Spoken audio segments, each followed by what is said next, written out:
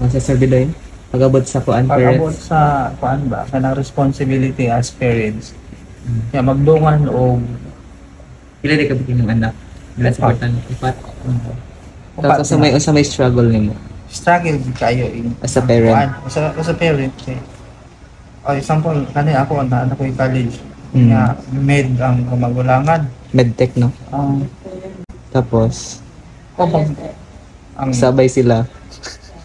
ang daily needs nila sa ilang upati. Ang college kay tag 2,000 per week ang allowance.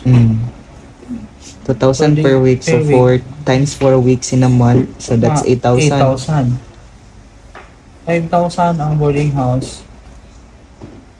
So, ilan na? 13,000. 5,000 ilang apartment. Boarding house. Apartment na, diba? Boarding house na siya, pero nasa mga 5,000. Pero, tabeg kagayan, diba? Savior. Kaya ibang 2,000 kay mahal man ang kuan, mahal man ang Pagkaon pa.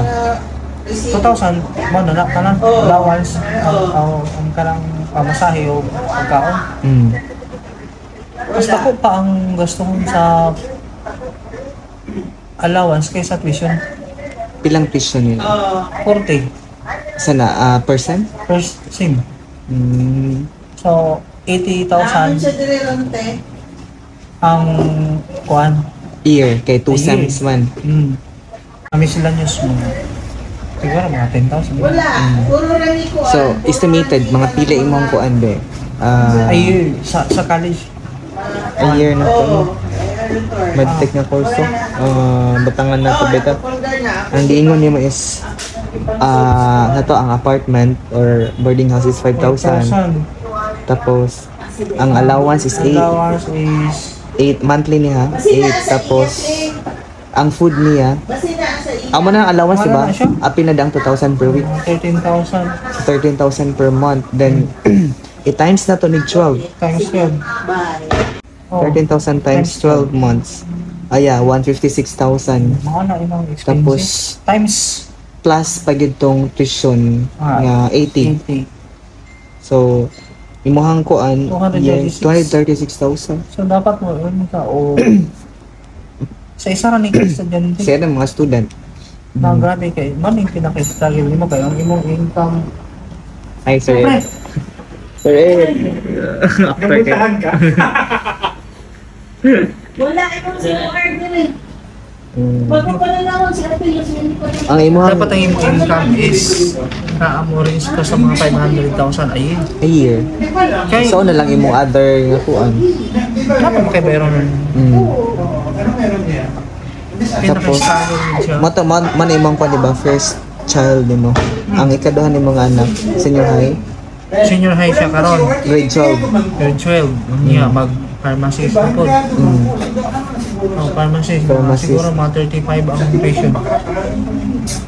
So, morning challenge ka sa isa ka parent. So, ano mong advice sa mga future parent? Oy, ang mga future parents yun dapat mag-prepare yun og mga Samtang wala pa'y anak, prepared na dapat. samtang wa pay anak pinaka the best yun ang pag-prepare og ang mga investment like insurance, Education plan. mga education plan, yan okay. Samtang ulitaw ka or dalaga, ang pinaka the best nimo nga buhat kay kung kung may obligasyon, pag-abot sa obligasyon nimo magka Di pa ka magkakuan. nya mo pay pag Struggle kayo. struggle lang kay ano.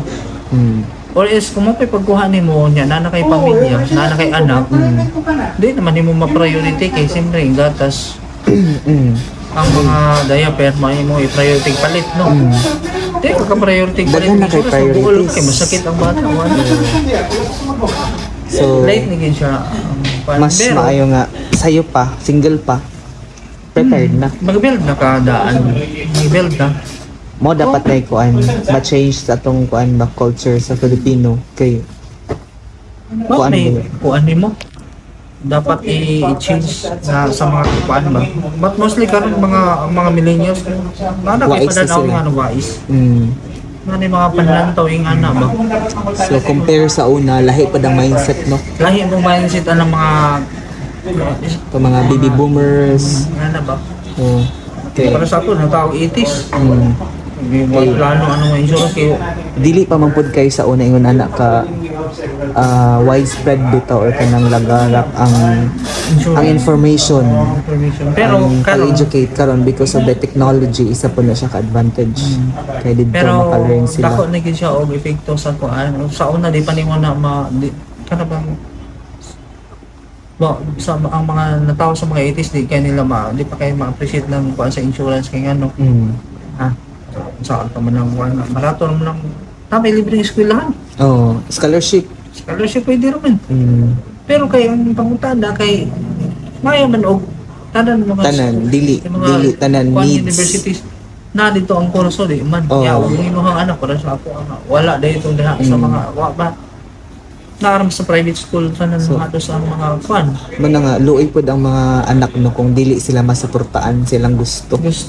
Kung sa datoy kaya na lang. Luoy mo man nga kay deserve good sa mga anak ang the best future or the best nga ilang gusto. Ilang gusto. Future.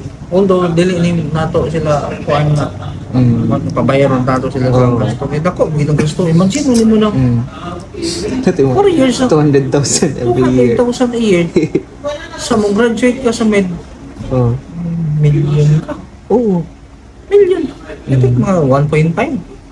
So at least survey no nga ikaw ka as a parent naningkamot ka nga dili gid enough ang single income, di ba? Daily Try kay gina-explore pod nga business. Gina-explore na nako ang paandro ang single income is dili gid siya so Pang single na gid pod even bisan galing single, di ba?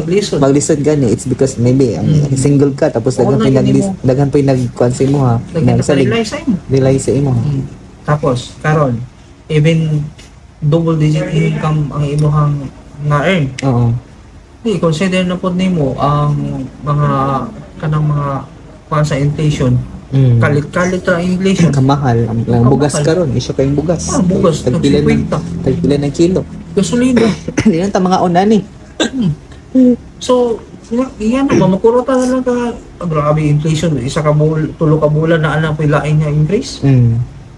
Oh. Asa man yung kuhaon nga imong income. Thanks. Bye sir Ed. Imbis na gipamulta mo kaon nato na. Nabusog pa ta.